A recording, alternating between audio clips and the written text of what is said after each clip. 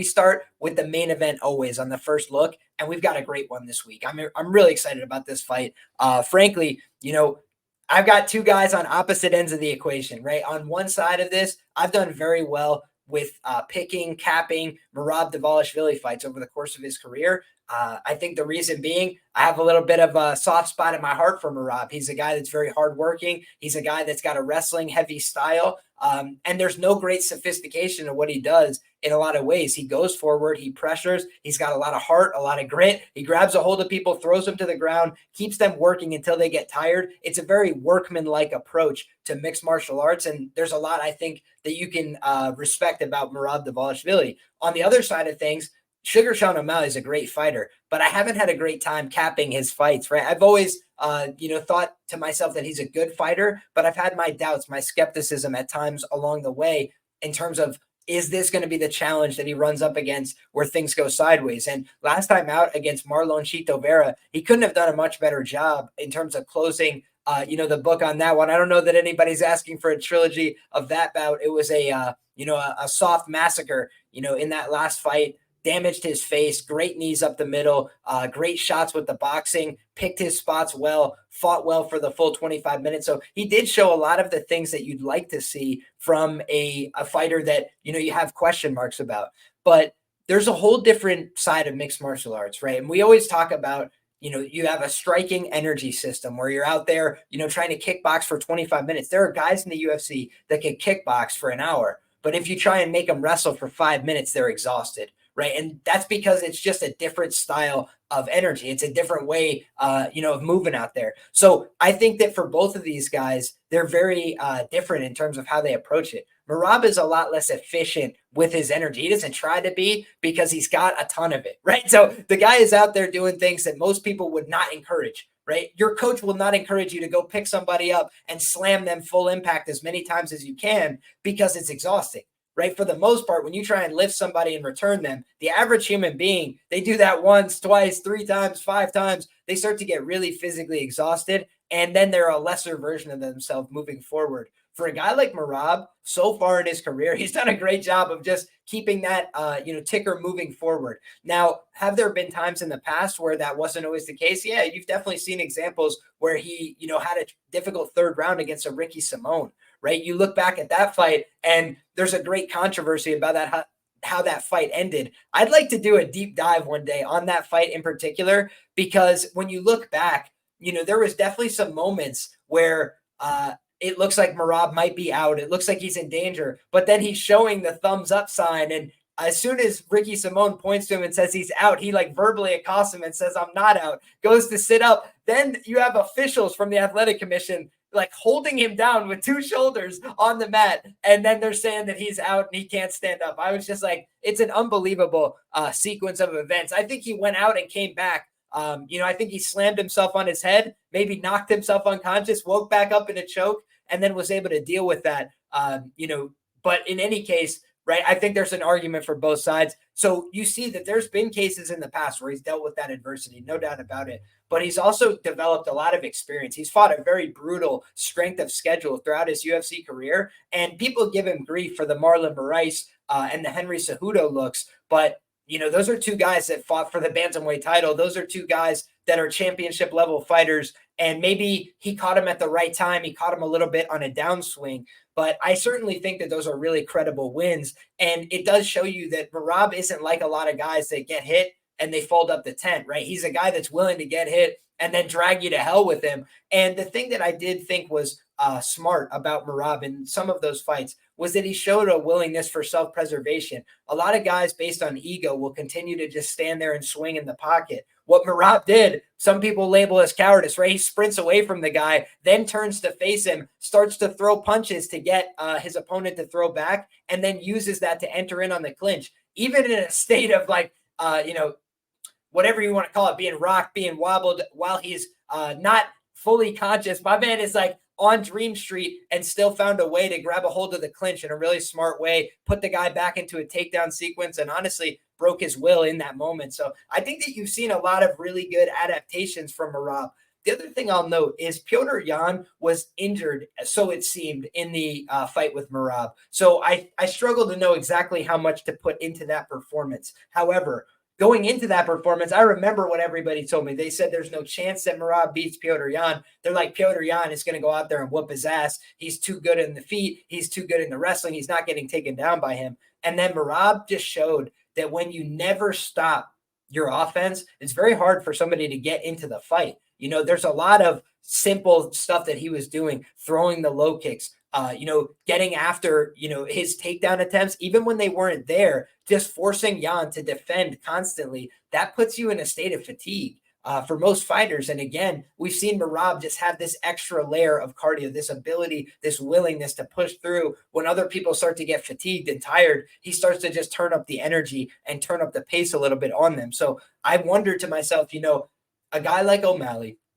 a guy who has had some dicey moments late in his fights in round threes as well. He's had some problems, I'd say, not with durability to head strikes or anything like that, but just a little bit of difficulty staying healthy, whether that's in fights against Chito Vera, whether that's in the lead up to fights. He basically said, I couldn't wrestle before the Aljamain Sterling fight because I was dealing with so many injuries in camp. He just seems like a guy, we know he's dealt with injuries in the Sukumtat fight and these other fights. And you have to just wonder, could that ever rear its head, especially against a guy who's going to try and push that pace for 25 minutes? 25 minutes is a long time to be out there. Cage fighting is a dangerous thing. So I think that you have a sniper, right, on one hand in Merab Dvalishvili against just like a billy club in Merab, right? So like certainly you think the guy who's more dangerous in this fight is Sean O'Malley. Okay, so we've talked a little bit about the challenger and some of the things that make him special. We'll talk a little bit about the champion, and then we're going to circle back to the chat and all the sharp things that you guys have to add. Sharpest chat in the game, already assembled. 115 people rocking with us live between Twitter as well as YouTube. If you're following on one and not following on the other, go make sure that you subscribe on YouTube. Make sure that you follow over on X at LiamPicksFights. Talking a lot about mixed martial arts. I keep it straightforward about combat sports, about gambling, things that you will enjoy. So in terms of what I'm looking at here, right, I'm looking at a fight where a guy in Sugar Sean O'Malley, he's continued to show, I got to get you out of the chat, Jeremiah. You're just being really annoying, brother. How do I ban you from the chat? That's a good question. Okay. In any case, you just got to chill, my man. We're not jumping right to the pick. We're going to talk about the fight and then we'll get into it. It's just spamming the chat is not cool. So in any case, right, you've got a guy in Sugar Sean O'Malley. What has he done well? He stacked together a lot of really impressive performances, many of them on the feet, but he's also shown off an ability on the ground, right? So we've seen a guy go out there in Sugar Sean O'Malley, and he's picked apart, the likes of Marlon Chito Vera, Aljamain Sterling. That was a really impressive performance. Do I think that was the best version of Aljo? I'm going to be frank. No, it was a really bad version of Aljo in a number of ways. I don't think Aljo was confident going into that fight. I think Aljo, was set up to fail, right? You talk about the environment. Sometimes people can block that out. I don't think Aljo could, right? I think Aljo was feeling the pressure. I think Aljo was feeling the fact that nobody there wanted him to win. Not Dana White, not the people in Boston, not Sugar Sean O'Malley. Like, nobody wanted to see him do well, right? And so Sean even said in interviews this week, he was like, I felt bad for Aljo, man. Like, I felt some sympathy for him because everybody wanted to see him fail. Everybody was booing him. It was that kind of environment. So yeah, when everybody wants to see you fail, sometimes you live up to their expectations. And I do think that's a little bit of what we got from Aljamain Sterling. He accepted a quick turnaround. He got baited into it. Hunter Campbell, man, this guy, he's the next Dana White, except a little bit slicker, right? He'll just tell you, think about the opportunity, Aljo, to take all of his fans, and he weaseled his way in there. Like, you don't want people to think he's better than you, to find a way to get under his skin. And I think that this guy, Sean O'Malley, is a very good fighter. I think that people have to give him the credit and respect and not say, the things that they've said in the rest of his career where, this guy isn't real. He's not good. He's not talented. He's not he's being pushed by the UFC. He's being fronted by the UFC. I even think the Petr Yan fight, on the night, I thought it was a robbery, right? I felt like a lot of the community, I was like, man, I didn't see that. on rewatch, it's a close fight. It's a very close fight. Sean O'Malley did a lot of damage in that fight. He took a lot of damage in that fight. He showed some heart and toughness there. That's why I say it's not like a head strike durability is his problem. He got hit with a massive punch by Petr Yan. He kept it pushing. He kept moving. He kept fighting. So I think that you see Sugar Sean O'Malley has some heart. He's got some toughness. He's got some willingness to stay in there. But there's a whole different ballgame between getting hit and getting hurt and getting tired. There's a lot of guys that can take a punch to the face, but then when they start to get really tired, they just have nothing left to give. They start to fall over. Even think of the Kimbo Slice Dada 5000 fight, right? When you talk about cardio, Kimbo Slice wasn't even landing strikes. He got a TKO via this man falling over face down, due to a lack of energy stores, right? He had nothing left to give. And I think that for Sean O'Malley, he's a good athlete. He's a guy that's going to come in well-conditioned. But if he's forced to be in a very defensive posture, if he's forced to be taken down a number of times, work his way back up to his feet, spend all the energy and the time getting back up, only to get lifted and returned again, or to get put back into the takedown sequence, back into that rinse and repeat cycle, that does become a question for me. How does that pan out? Because we saw a guy like Petr Yan, who's not as good of a wrestler, and it's not as default a setting for him as a guy like Merab Dvalishvili, go out there and take him down several times. He had a couple of explosive high-amplitude takedowns.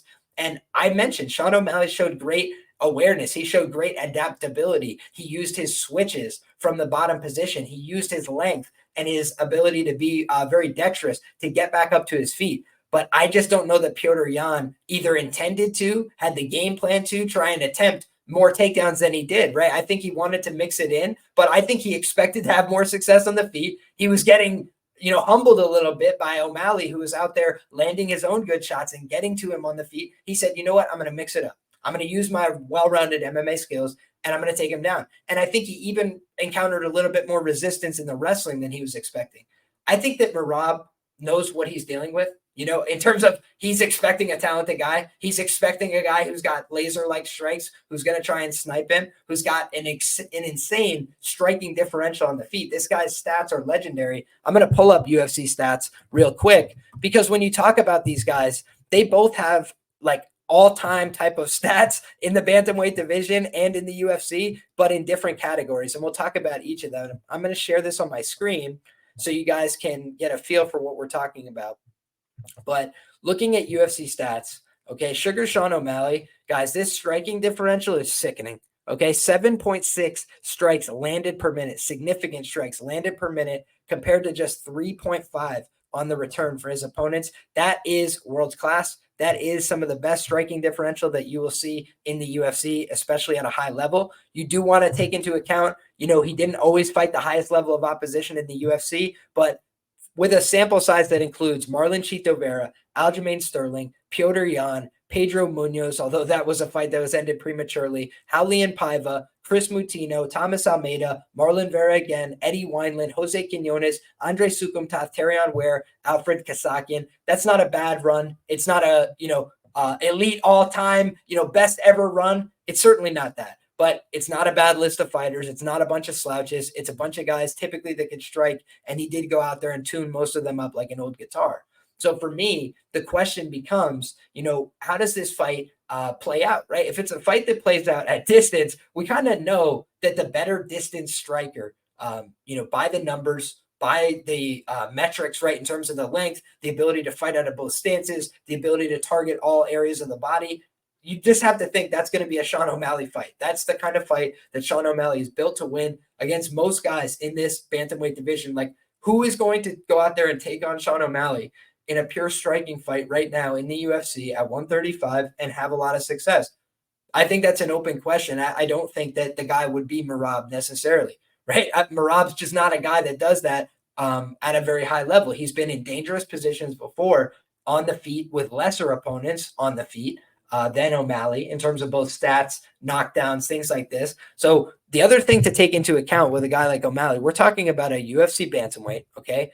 And he recorded a knockdown against Aljamain Sterling. He recorded a knockdown against Raulian Paiva, a knockdown against Chris Mutino, 2 knockdowns against Thomas Almeida, and then sent him through the floor with a ground and pound follow-up, a knockdown against Eddie Wineland, and 2 knockdowns against Alfred Kasakian. So the guy has clear knockdown power that you have to reckon with. If you are out in front of this guy at distance, you could definitely get busted up, right? Like you could definitely get hurt, knocked down, dropped, hit very hard. I mean, Chito Vera didn't get knocked down, but he did everything but. And over a 5-round fight, 230 significant strikes landed is just absolutely remarkable. So you got to give a lot of credit and respect to what O'Malley has been able to accomplish.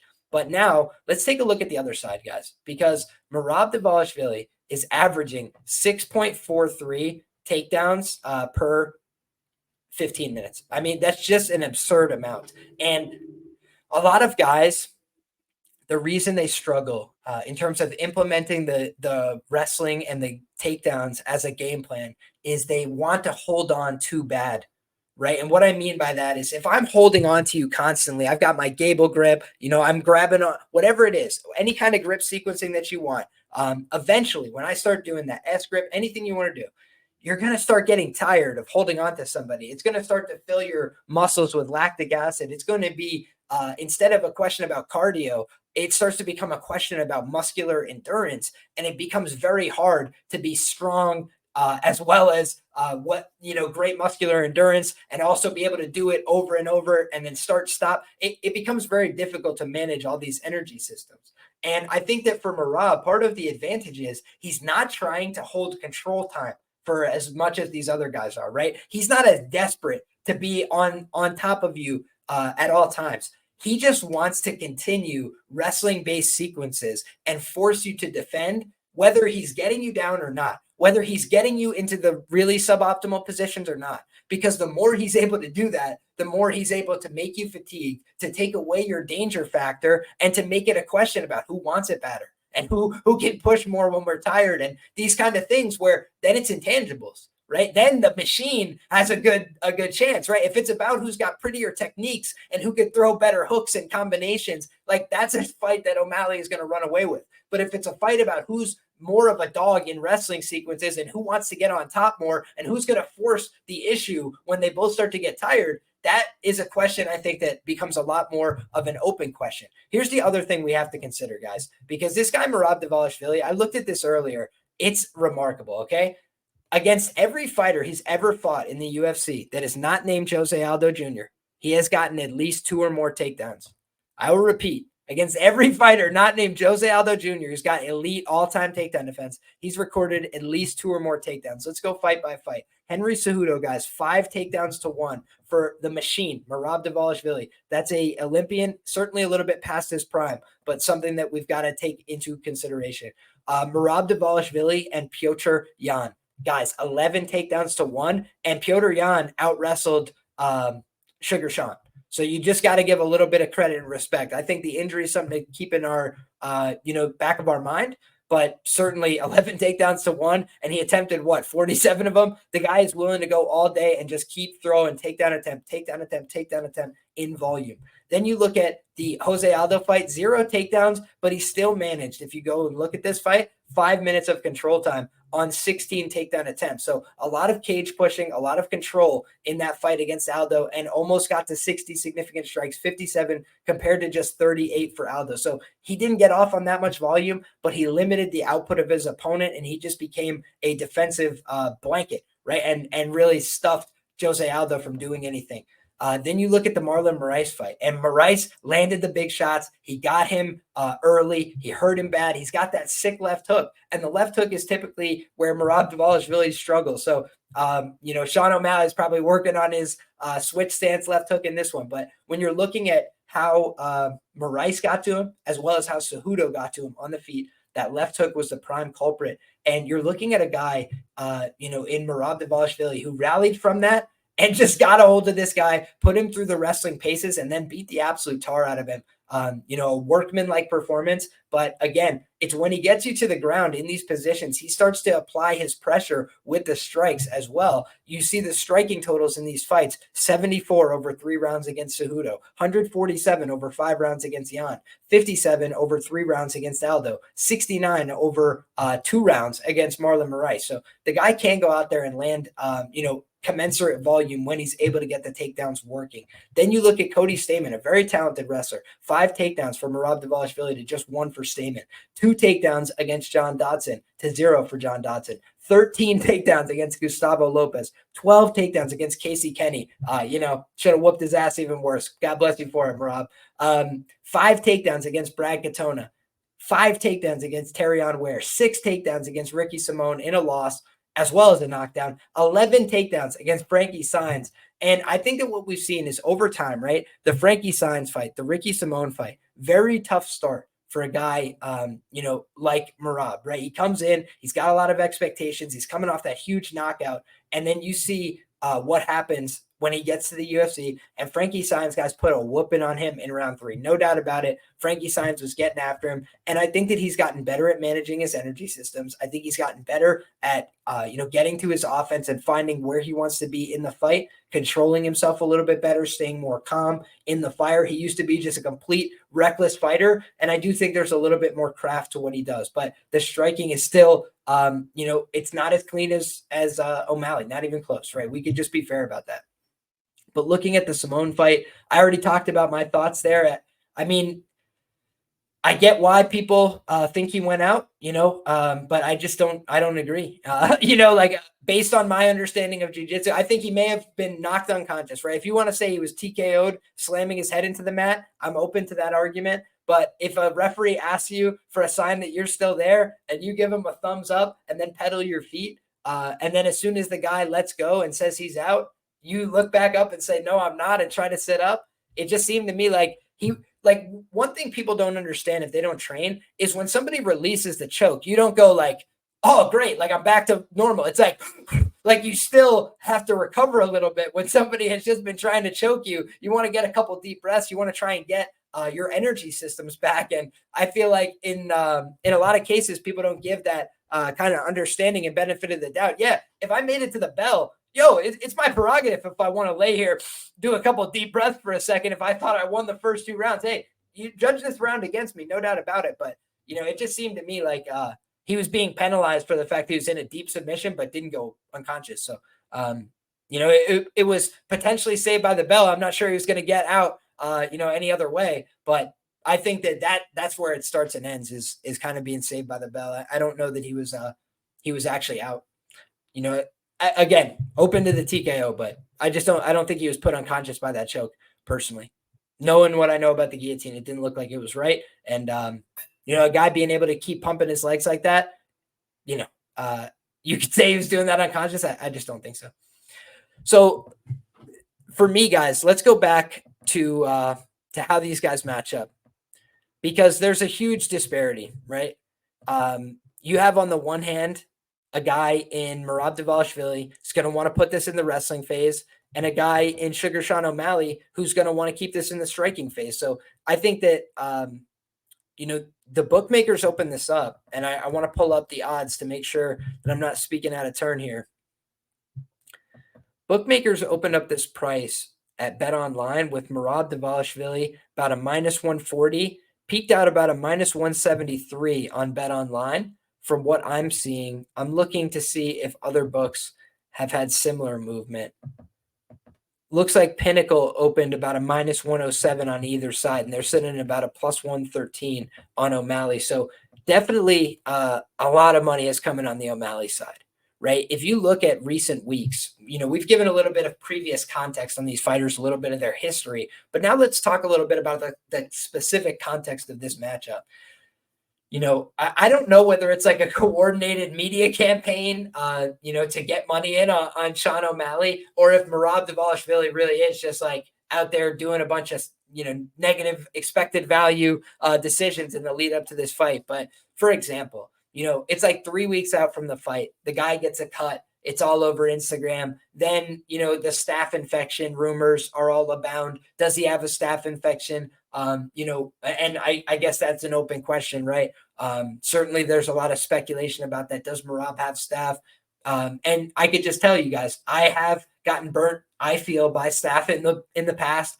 Fighters that are on antibiotics, you expect them to go out there and have cardio, pace, pressure, and they just don't have it, because when you're on antibiotics, it saps your energy tremendously, guys. And it's it's something that if you haven't experienced, it can really be draining in ways that you don't even expect.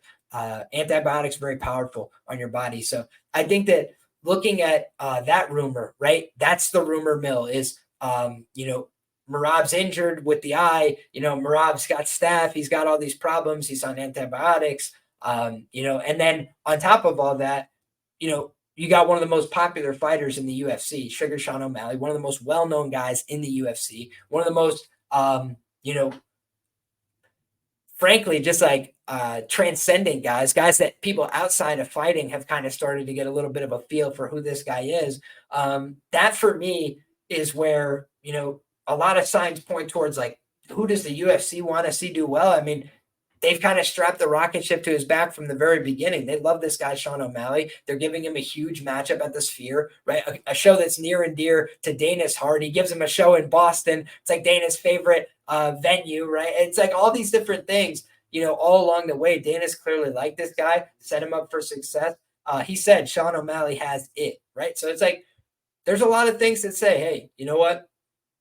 Sean O'Malley, he's got the stamp of approval of the company. He's got the skills on the feet. He's got the knockout power. He's sharp. He already went out there and took out Aljo. He could go out there and do the same thing here. I definitely see that point of view. I see the KO as high as 2-1 on some of the domestic books. And it's like plus 120 at sharper outlets like Bet Online. So I definitely think that if I was to get involved, I'd be looking at finish props on the O'Malley side. I think the way that I see this fight is pretty straightforward. I see a guy in Sean O'Malley who's probably got 3 rounds to finish this fight, and he's not unlikely to do so, right? He has the tools to do it. He's got the skills to do it. He's got the abilities. He's got the aptitude. But I just have a feeling that if the fight gets extended to the 4th and 5th round, that means that something has gone wrong for O'Malley in all likelihood in this spot, because a guy like Merab, he's been clipped early in his fights. A few times we talked about that against Henry. He got clipped early, but then he rallied back and dominated towards the end of that fight. And again, something else from a context perspective, something that's really interesting is a guy, shout out to Dixon, says O'Malley does charity work. No, it's not in secret, Dixon. It's done in public as well. But yeah, I mean, he's a charitable guy. He does a lot of good things. He came from whatever it's called, a home for people with mental disabilities. Like, he's done a lot of admirable things, no doubt about that. I have no ill will towards either of these guys. But the one thing I'm trying to point to is, a guy like O'Malley, he's got all these opportunities outside of fighting. He's a guy who's young, primed, in a great position. Merab is kind of in a spot where this is his all-in moment in his life and career. He's probably not getting another title shot. It had to take him, what is he on right now? A 10-fight win streak, guys, in the UFC, in one of the most brutal divisions there's ever been. He's on a 10-fight win streak there in order to get, this title shot. And a lot of guys have to get 3 fights, 5 fights, right? And this guy had to get 10 wins in a row in order to get this shot. And I just think that he's going to die on his shield, or he's going to come back, a champion. That's the way that I see this, because I don't think Merab's the kind of guy that's like, you know what, I lost 50 to 45, but I made it to the bell. That for me, it was a huge moral victory. I don't think that he's that guy at all. I think that Merab would rather die than not give everything he has to try and win this. So for me, I feel like you have a guy in O'Malley who has all the skills, tools to get it done. But I think the guy who's got the ultimate motivation, Merab Dvalishvili, and I think that for me, that makes it an honest fight. I think both guys have a chance. I see both guys as having a clear path. And, what we learned, I feel like last time, is that if you want to go out there and make it a pure striking match with O'Malley, and you can't clip him and hurt him, he's probably going to dummy you up over 25 minutes. But now let's wrestle. Let's wrestle and let's see how it goes. I think that it's a fight where you don't want to count out Merab, because we've seen a few times in the past when he's faced adversity, he was able to rally. And for O'Malley, he's been so talented and so skilled. He often doesn't face much adversity. And when he has, it's been against lower end guys. Or it's like the Cheeto Vera fight, and he faced some adversity and he wasn't able to overcome it that night. And I think that in this fight, Merab Dvalishvili is, like I said, I think he's either going to die on his shield or come back a champion. And whether that's with the guillotine that Sean O'Malley's shown off a little bit, he's got long limbs. He's got that ability to catch people when they're coming in, sit to that high elbow. If he's able to catch him, God bless him. But everything I hear is that Merab is a guy that's very difficult to submit, very difficult to catch in the practice room and otherwise. And, for me, I feel that this is going to be a great scrap. And if he doesn't get knocked out, I think that Merab is going to make it an honest fight. Maybe that's my New York biases. Maybe that's my wrestling biases. I got the shirt on just to show love and let you guys know. I'll always disclose my biases up front. The other thing is, though, I'll never come to you guys and say, I have it all figured out, right? I talked about my struggles betting on a guy like Sugar Sean O'Malley. But if you look and see, when a lot of people were telling you Petr Yan was the lock of the century, I was there with one unit on the machine, Merab Dvalishvili, and he made it look easy, 50-45. In my book, I thought he absolutely dominated the fight. Against Marlon Moraes, I had Moraes in rounds 1 or 2 or Merab by KO or decision, right? I've had faith in this guy in the past, but I've also known it's dicey in the early going, right? In the early going, he is susceptible to getting clipped, getting caught, getting put away. But the longer a fight goes, the more I trust a guy like Merab Dvalishvili to build into a fight. And I feel like a guy like Sugar Sean O'Malley, he hasn't been tested in those deep waters yet. I feel like Cheeto Vera, with all due respect, offered him very little there. I feel like he kind of left his skills in the back, for lack of a better word. And I just think Merab's not doing that, right? I think Merab's ready. If you look at the fight streak that he's on, guys, let's go through. And before we get off this fight, we just have to examine this because win, lose, or draw, this is a man that's worthy of our respect. Henry Cejudo, former champion, win via unanimous decision. Petr Yan, former champion, win via unanimous decision. Jose Aldo, former champion, win via unanimous decision. Marlon Moraes fought for the interim belt, win via ground and pound and TKO too. Then you look at the Cody Stamann fight, win via unanimous decision. Dodson fought for a title, win via unanimous decision. Gustavo Lopez, Casey Kenny, Brad Katona, 2-time Ultimate Fighter winner, Terrion Ware. Solid list of opponents, guys. And especially recently, it's been champion after champion after champion, and he's been putting them, under that boot. So let's see if the Georgian can do it. We already cashed on our guy, Ilia Topuria, another Georgian fighter. Shout out to our guy Dixon, says Topuria showed Georgia can have a champion. Merab is next. And I'll tell you what, Spain claims Topuria, but nobody claims Merab like Georgia claims Merab. So I think that it's a fight where both guys worthy of our credit, worthy of our respect, plus money on either side is the way for me. The guys that took O'Malley early, my hat's off to you. I salute you. But the way I see it is that Merab is a crazy pace machine. And there's an expression I've used many times on this show. ABCs say always bet on cardio. Shout out to John Anik. If he heard it from somewhere else, God bless them. But I heard it from John Anik first a long time ago on the Anik and Florian podcast. Shout out to those guys. And I took it to heart, right? The ABCs say always bet on cardio.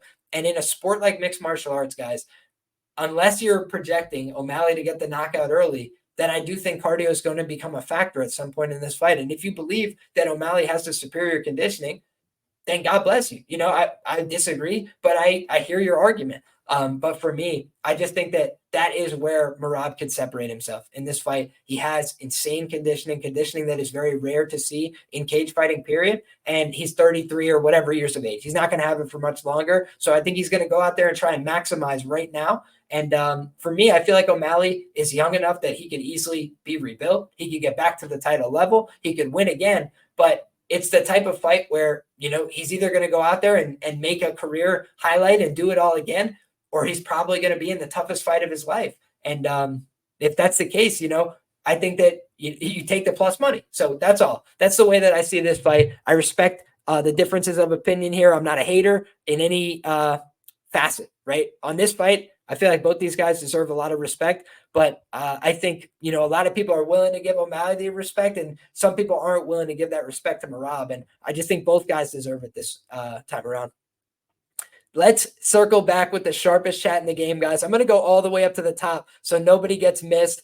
We got our guy Dixon says, Liam, He thinks some Mexicans are losing. Okay, my brother. Let's see how it goes. Ulysses says, sup, Liam, early live today. Manuel Torres should be able to win. Interesting. We'll talk about that one, brother. How come you're picking O'Malley to win? I am not. I feel like it's a binary fight, and I'll do my research and my due diligence. I'll have to come up with an article pick like I do every week, but I don't know why that was the takeaway from my discussion. Shout out to Belgarui, round 3 TKO. Hey, shout out to our guy Pierce, as well as my smile. I said I might have to keep that one to myself, and then all of a sudden Pierce says, you don't have to keep that one to yourself. He caught me. The absolute man. Shout out to Pierce.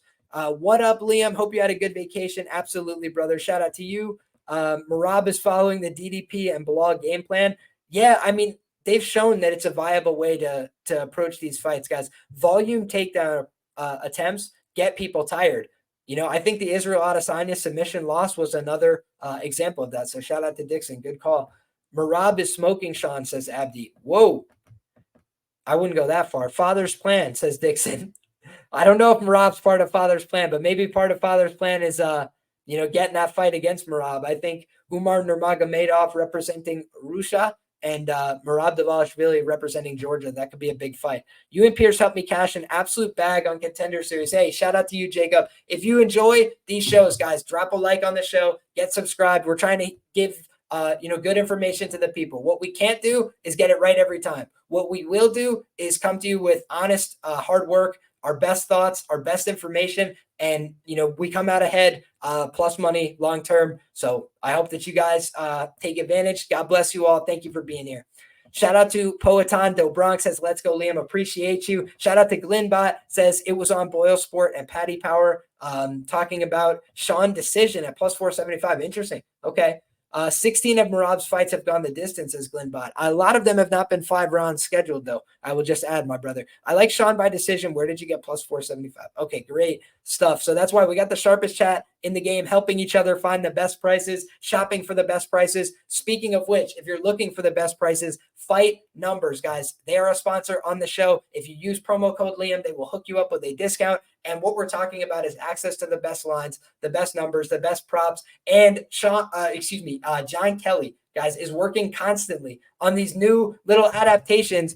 If you don't mind my little divergence, we're going to go over and show you on screen here, because this guy is never ceasing to amaze me what he's been working on with the Fight Numbers crew and Nate Latshaw, who is a statistician that I've recommended many times. If you guys haven't checked it out on X, Nate Latshaw is an absolute genius statistician who spends a lot of time working on mixed martial arts stuff. I hope you guys can see this on screen. Super excited to release the first ever UFC betting trends tool. I've had this idea for years, and I'm pumped to see it come to life at Fight Numbers with the help of @Nate Latshaw. So guys, those are the 2 accounts you're going to want to look for on social media, both very helpful. Whether you end up getting the product or not, both very helpful accounts. Same thing with John Kelly DFS, very helpful account. So I hope that you guys can get value from that. Like I said, whether you go with the premium product, whether you just find those guys' information valuable, I can just tell you I get tremendous value from looking at their information. Things like how often fights end inside the distance for this weight class, this division, how often fights end via sub in this weight class over the last 10 years, last 5 years, last 6 years, last 3 years. And you can toggle everything. You can customize everything down to the nth degree to make it a lot more specific. That's how you can find these profitable betting angles long term. And again, every bet won't win, but if you find winning long-term angles, you can win betting on sports. That's the goal here. Sharp information, sharp reads, and trying to do the right thing long term.